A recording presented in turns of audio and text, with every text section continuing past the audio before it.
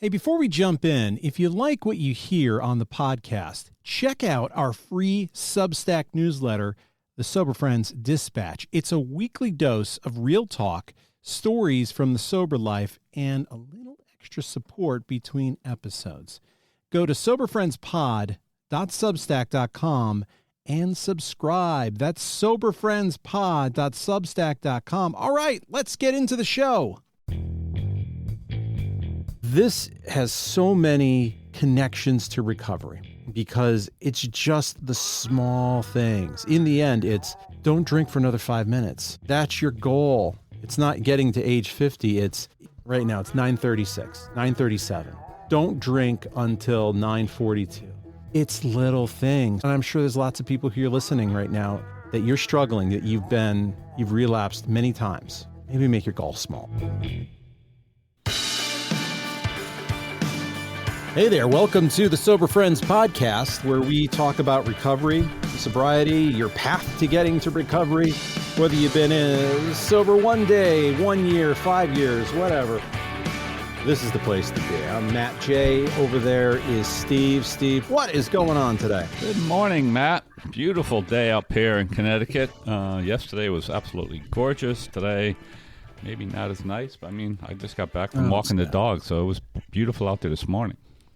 But I had this enormous pile of wood chips that this gentleman brought, probably a bigger pile of wood chips than I've ever had. And I'm going to have to move these mostly by myself, so I need some good days. Yeah. We've got that truncated, like, 4:30. It's right. Pitch black nonsense. Yeah, I remember it's tough this time of year when you're working, right? If you're working during the week, like the only time to do stuff is the weekend. A little bit different now that so many people work from home, but I just remember, it was always tough. My wife used to say, you come home, all you do is work out in the yard all weekend. I'm like, I don't have a choice. It's the only time I have. Right. Yeah. I take the dogs for a walk. I've got one of those light bright vests that I put on that I finally broken down. I'm like, all right, I'll wear this. Yeah. Because I don't want to get hit by a car. I don't mind. Yeah, we walk on the street at night. Usually, sometimes I'll take her for a walk in the summer. A lot of times I'll take her for a night walk. We'll do it in the woods, before it gets dark. But now it's just so dark so early. Like if we do that walk, it's on the street now. Anyway, it's nice up here. I was able to get all my leaves done. There's more to come down, but not a lot. So Mikey came over to give me a hand. So yeah, it's all good. Still got some work to do out there, but the majority's done, and so it's all good. Well, when this drops, I will have had a big birthday. Ooh. If you're listening to this on Tuesday, happy birthday to me. I turned 50. When I'm recording this, I'm not 50. And I'm friggin' hanging on to that as long as possible. Yeah. Although, VO2 max-wise, I see where the shift happens at 50, where I'm just on the edge of between below average fitness and above average fitness, that on Tuesday will magically be above average fitness. Right. So if we're looking at some milestones here of 50. I'm in better shape than I was at 49. Definitely better shape than 45. Yeah. Can't remember 40, but I probably was. I got sober at 38.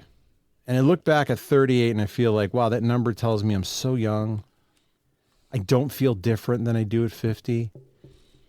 But big numbers like this are times to reflect on your life, where you've come, where you want to go, what your sobriety looks like. And you don't have to have 12 years sobriety. Nope. And you don't have to be 50 to look at this. There's another guy who has a lot of years of sobriety, and he got sober at around 50. So I already have 12 years on this guy before he got sober. Mm-hmm. So it is worth reflecting that I got sober relatively early for most people. Didn't feel like it at the time, but relatively early for most people. But you don't have to have 12 years to be 50. You can have 1 day. And I think this is a great topic to talk about in terms of what do you want to look at each day of achievement and what do you want to look at going forward, regardless of the time frame. Well, happy birthday Tuesday, Matt. Oh, thank you. It's interesting that you're talking about these milestones. I was scrolling through social media yesterday and just came on this For You page of a woman who was celebrating 28 years of sobriety. And apparently, and she's just talking about what you're talking about, like this whole just glad to be alive, all the things that have changed in her life. And apparently, she said 28 years ago, she had thought about leaving this world, right? About taking her own life. And she talked about it, and she's like, I'm so happy I didn't, because my life has been so incredible. The joys, the sorrow, everything, right? The whole experience of life has been so incredible for these past 28 years. And I think that sums up this thing of what you're saying. You know, it's difficult. It's difficult for new people to come in here and see a future like we see it today, right? I mean, we've got time, we've done the work, all that stuff. It is hard, but it's available. It's available to people out there, one day at a time or whatever. I ran into a guy this past week at my little volunteer job. One of the women there who knows me knows that I'm in recovery. And she was working with this guy. And then she said, hey, so-and-so has some questions for you. And she said, why don't you go over there and sit with Steve? And then she left the room. And I knew immediately, right? And he started asking me, boom, boom, boom. And he talked about how he does, like, oh, I used to be this, that. Anyway, but he's talking to me, and I'm like, I just asked him, do you consider yourself an alcoholic? And he said, yeah. And I'm like, you know, I'll pick. It was Friday, and I said, I go to a Friday night meeting right up the street here. I'll pick you up and take you to my meeting. And I walked out of there figuring that he probably wasn't going to keep up, you know, like. And sure enough, like when it came time to go to the meeting, he had something else to do, you know. Yep. And that's typical. But if you could get over that hump, if you could get into this program, then you have this opportunity. Like you said, one day you could be 21, you could be 25, you could be celebrating milestones without this feeling of dread that we had for all those years. I remember, you know, I came in at 30. I came in 95, so I was 37 the first time, right? Same age as you, basically. I can remember the dread that I had, right? I can remember, I mean it, my birthdays from like 32 to 35 were all dread because I was mired in my alcoholism. Some of the worst time of my life. And now I sit here at 67 and I think, what a beautiful life I have. So milestones are good. It's nice to have these milestones, especially sober, especially knowing that, you know, you don't got to go out. You don't got to pick up that drink. You don't have to worry. You don't have to worry about what you're doing, if you're lying, cheating, you know. So the milestones are big. It's a good way to mark our recovery, and also a good way to mark the quality of our recovery, right? So how well are we doing? I want to go back to the gentleman that you talked to, because there's a milestone there. He didn't go to a meeting, but he did talk to you. Yeah, he did. And I bet that was very difficult. That's a milestone of that first time you go and talk to somebody and you say out loud, I have a problem, right. I'm an alcoholic, or however you want to identify. Yep. It is hard to get those words out. And maybe just getting past that is too much to take a next step for now. But maybe that plants a seed for the next milestone that you actually go to a meeting. And maybe that never happens, because for a lot of people, it doesn't. But it might be that thing. I think through when I'm procrastinating. I have ADHD, I'm neurodivergent. I have all these issues that I have to overcome. And one of the things is when I'm procrastinating, or less than procrastinating, I get task paralysis. That there's so many things I want to do, I don't know where to start, so I do nothing. And that's where I just pick one. Yesterday, I'm going around looking at the yard thinking I've got limited daylight. I have the giant thing of wood chips. And I want to clean out the rest of the stuff that's still kind of growing, cut back the asparagus, cut the raspberry bushes, cut the comfrey, which is still freaking growing, put it in the compost bin. But to get started there, I should cut the lawn one more time, really low, cut over the leaves, and then move the leaves back so it looks neat. And I'm thinking how am I going to get through all of this stuff? And I finally just got up and said, I'm going to start with the lawn. I'm going to start somewhere, because getting the leaves done first is probably better, and cutting up the leaves makes them break down better. So cut the lawn, then go out there and move the leaves. And that's the amount of time I had. It didn't look like I had a lot of leaves after I cut them up. And then when I moved them, the pile is enormous. Yeah. But that leaves me in a place now where it's like, okay, now when I put the greens there, I have a brown to put on top. And once that's done, now I can put the wood chips down and I don't have obstacles. But I have to do that first thing first. And I think part of those milestones is accepting I can't get them all done at once. And that's a paralysis thing. If I didn't get them all done, I have failed. Which the failure thing really is, no, you got something off your list and you set the goals too high. In recovery, it can feel like a failure when we set the goal too high, where the real goal is stay sober and just do the next thing that's going to keep you sober. Doesn't matter if it's like, oh, 3 months in, I haven't done my fourth step. Are you sober? Yes. Are you talking to people? Yes. Are you going to meetings? Yes. Then you're doing the right thing. Yeah, that's a great point of having those lofty goals. And listen, when I walked into these rooms, I was so beaten down and beat up and just bankrupt in all aspects of my life that that you know, I knew there was a better life out there for me, and I sort of knew what I wanted. And again, not to tell my story, but when I first came in '95, I honestly knew what I wanted. I needed to stop drinking. I needed to get a better job. Actually, that's not true. I had a decent job at the time, but it was the first time I had a decent job in a while. I knew I could do something with this job. I ended up making a career out of it. So I had some goals. Problem with that is that those goals can get in the way of your sobriety too, right? So you got to be careful with that. And I think that's part of the tripwire is that if you're not paying attention to what's in front of you, you can trip over something and then have trouble. And it's sort of what I did. It took me a long time, but really, especially early sobriety, and not even early sobriety, sometimes all sobriety is about small goals. Small goals. And I think I told the story on here a few weeks ago, or a couple months ago, whenever it was. But, and this is, I'll tell this story here of what just happened this past week, because it talks about a small goal for me. I belong to this food scrap program. I don't know. You'll know if you heard the story. And they have these bins around town, and there's an app to open up these bins. And the bin that I use is chronically failing to open when I get there. And it's a pain, because then I got my food scrap in my car, and then I have to drive across town to the next closest one, blah, blah, blah. It's a big inconvenience. It's a first world problem. I get it. But I was frustrated, and I was frustrated after this multiple times of this happening on this one bin, and I fired off an email to the woman in charge, and it wasn't too bad, but at the end I closed with one piece of advice: do better.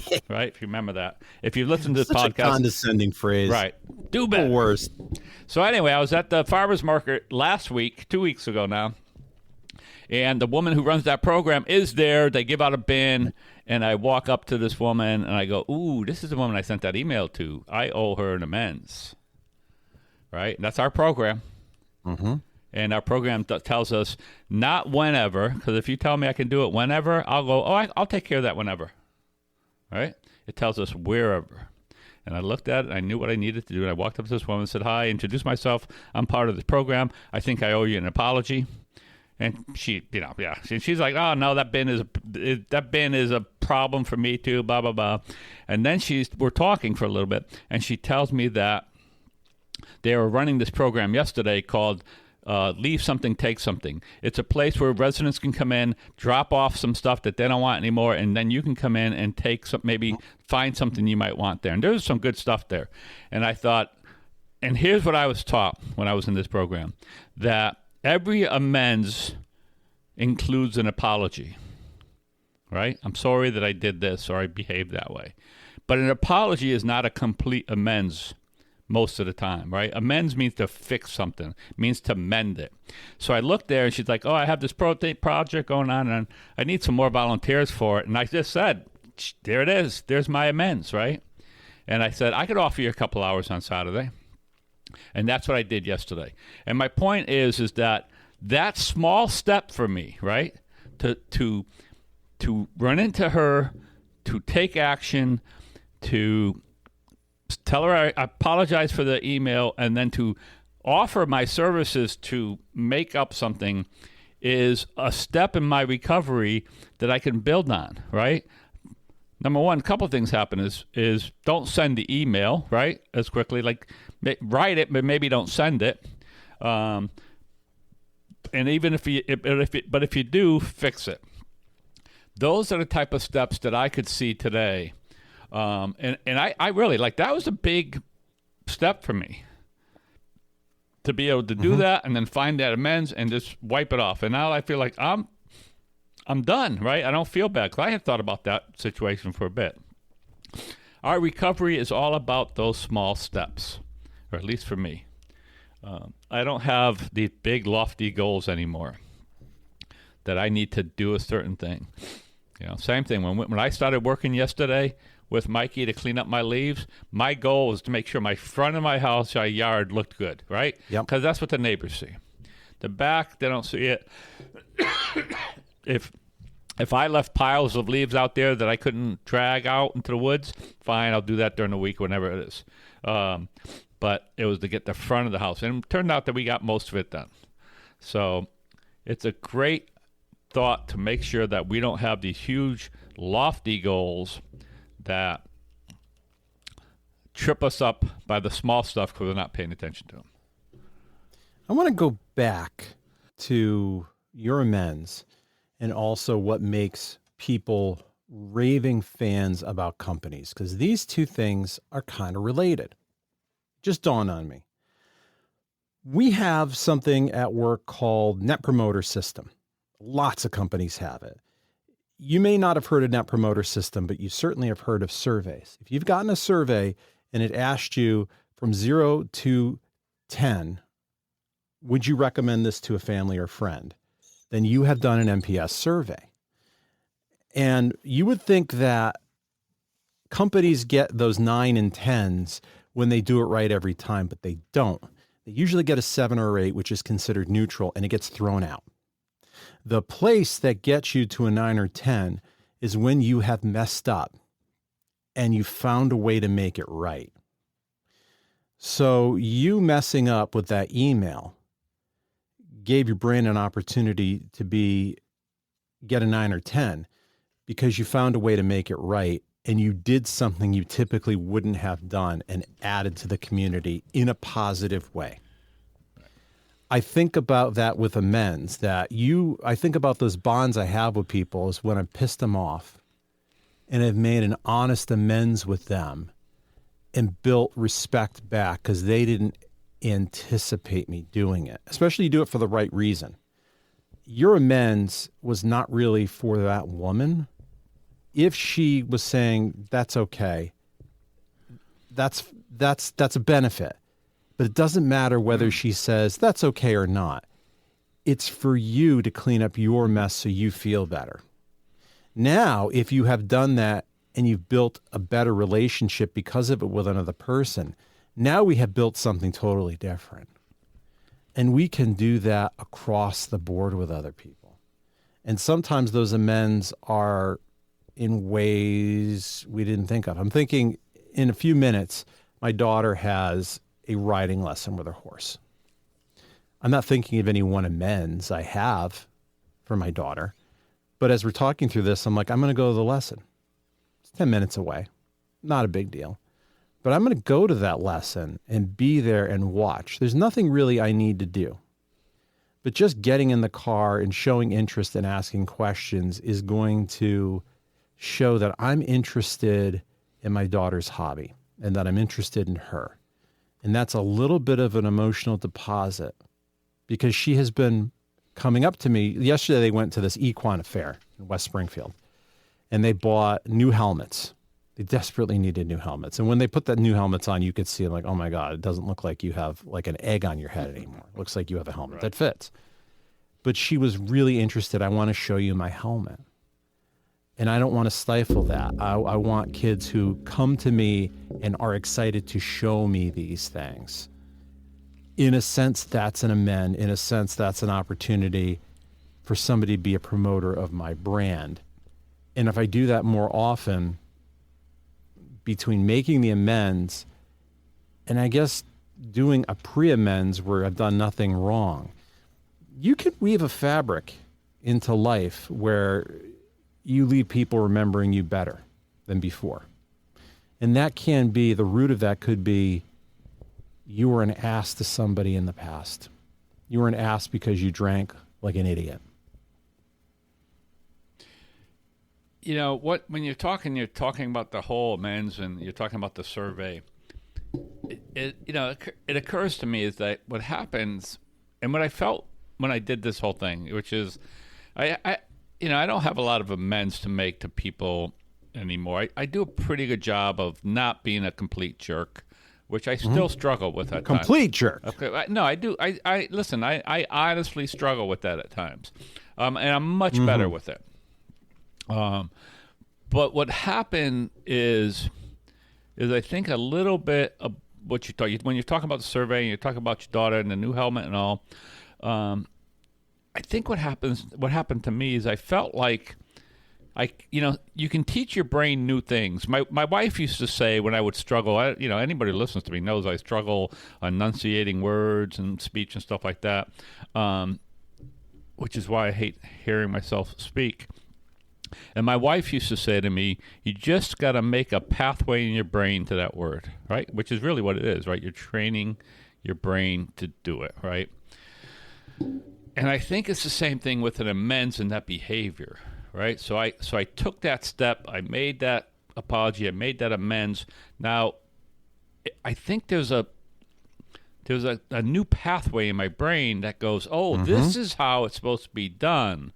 And now the next thing is the next thing is to obviously hold back on that email, but this is how I'm supposed to act, right? And this woman who does it, right, she works for the town, and she's like, okay, you guys are now my first go-to when I have a cleanup day. Like, I'll be getting emails from this woman, hey, we're going to clean up this park or something. Can you give me a couple hours, right? So, and then that becomes my living amends of how I've changed my behavior.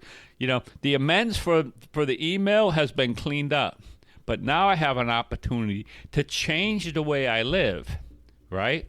And I happen to like these things. I happen to like meeting new people, right? I went there, I didn't know a single person, right? And there were like 6 or 7 different volunteers, and I only worked for a couple hours, and people were coming and going. I like that. I get to interact with new people. I get to talk to new people. I mean, that's part of who I am. And so it's like, I like doing this. I've seen these cleanup days in town where I've gotten emails from them like, hey, we're doing a cleanup at this park, or we're doing a cleanup at this Riverway trail. And I always said, I should do that because that kind of stuff interests me. But now I have this new pathway in my brain. I've done something like that I'm more apt to take a chance and go, let me go give them a couple hours. Yep. And the other thing that happened to me, and because my wife would always get upset with me, is I told her I would give her, I'm available from 8 to 11, I told her. And she booked me from 8 to 10. And at 10 o'clock, I left just after, right? I also managed that, not stayed longer than, because there were plenty of people. If she needed me to stay till 11, I would have. But because sometimes I think, I don't have all day to do that. Well, I don't need to have all day.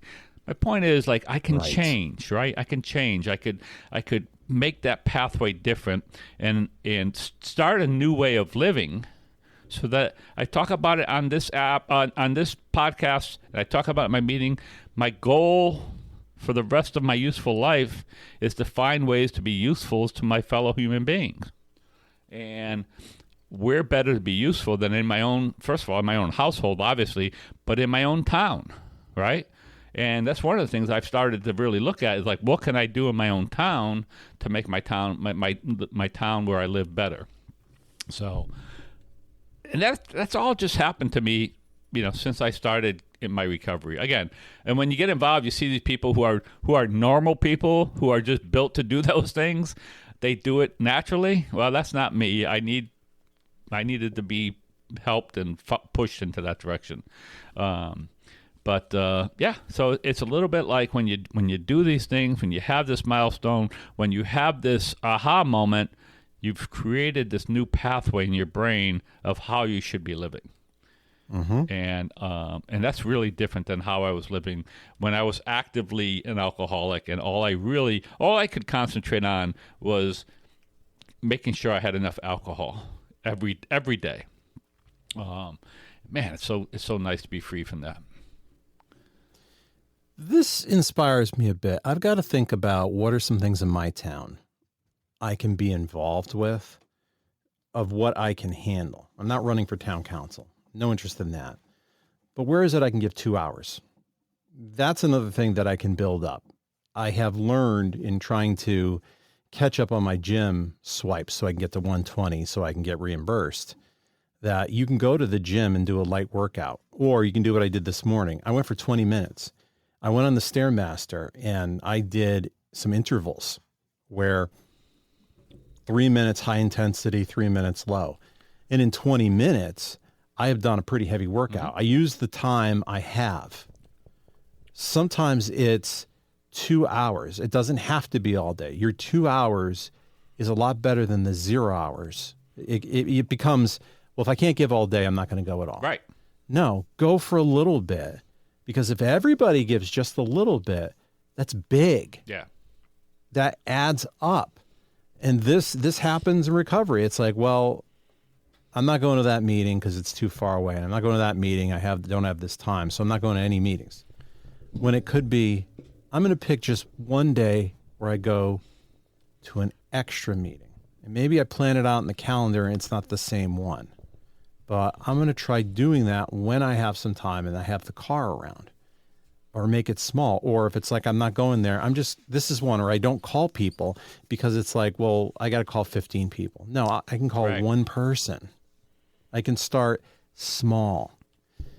This has so many connections to recovery because it's just the small things. In the end, it's don't drink for another 5 minutes. Right. That's your goal. It's not getting to age 50. It's right now it's 9:36, 9:37. Don't drink until 9:42. Damn it, I'm doing math. I promised myself I would never do math on this podcast. It's not why I'm here. But it's little things. So if you're listening, and I'm sure there's lots of people here listening right now that you're struggling, that you've relapsed many times. Maybe make your goal smaller. Yeah. I really would like to hear from you. The crypto wallet is open if you want to give me birthday gifts. My email is matt@soberfriendspod.com. I had not been writing for a while because I had made it into a bigger thing. And I'm just trying to find the time to write on the Substack, because the Substack, by the end of the year, that's going to be the website. I've decided to move from the Squarespace account I have, which is a great idea, but its price and stuff for what I do with it, not worth it, when I could just redirect everybody and do what I needed to do on the Substack website. But I've gotten better with, if I can't write the whole article in one shot, sit down for 15 minutes and start a paragraph, and then do another paragraph. And it's like, okay, I had another Substack that I was doing. I put that aside because it's just, I'm setting myself up for failure. I can do what I can do right now. But go to the website soberfriendspod.com. All the Insta and stuff is @soberfriendspod. And I'm going to be writing more often. I like doing it. I hope you find some benefit to it. Steve, thanks for celebrating my 50th birthday together. You're welcome, Matt. All right. We'll see everybody next week. Bye, everybody.